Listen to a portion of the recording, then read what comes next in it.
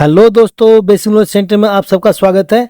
दोस्तों, हिंदी साहित्य के अंतर्गत आज हम इस वीडियो में पढ़ेंगे राजभाषा और राष्ट्रभाषा में क्या अंतर है। तो आइए बिना किसी विलंब के चर्चा शुरू करते हैं। सबसे पहले हम इसकी परिभाषा देखते हैं।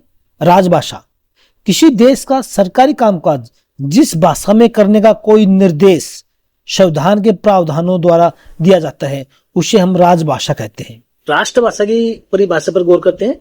किसी देश की राष्ट्रभाषा उस देश के बहुसंख्यक लोगों द्वारा बोले जाने वाली भाषा को माना जाता है। एक बार फिर ध्यान दीजिए कि राजभाषा किसी देश की सरकारी कामकाज की भाषा होगी, यानी सरकारी कार्यालयों में बोले जाने वाली भाषा राजभाषा होती है और देश की जनता के द्वारा बोले जाने वाली भाषा राष्ट्रभाषा होती है। अब बात करते हैं राजभाषा और राष्ट्रभाषा में अंतर क्या है। राजभाषा संविधान के द्वारा स्वीकृत भाषा राजभाषा होती है और देश की बहुसंख्यक लोगों द्वारा बोले जाने वाली भाषा राष्ट्रभाषा होती है। यह पहला अंतर था। दूसरा अंतर है राजभाषा का क्षेत्र सीमित होता है, राष्ट्रभाषा का क्षेत्र विस्तृत होता है। राजभाषा प्रशासनिक कामकाज की भाषा होती है, ये सरकारी कार्यालयों की भाषा है, यानी राजभाषा का प्रयोग सरकारी कामकाज में होता है।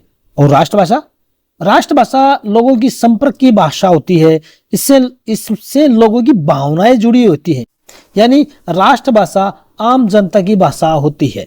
चौथा अंतर है राजभाषा के प्रति जनता का सम्मान हो भी सकता है और नहीं भी हो सकता है। राष्ट्रभाषा के प्रति देश की जनता का सम्मान होता है, यानी देश की जनता राष्ट्रभाषा का सम्मान करती है।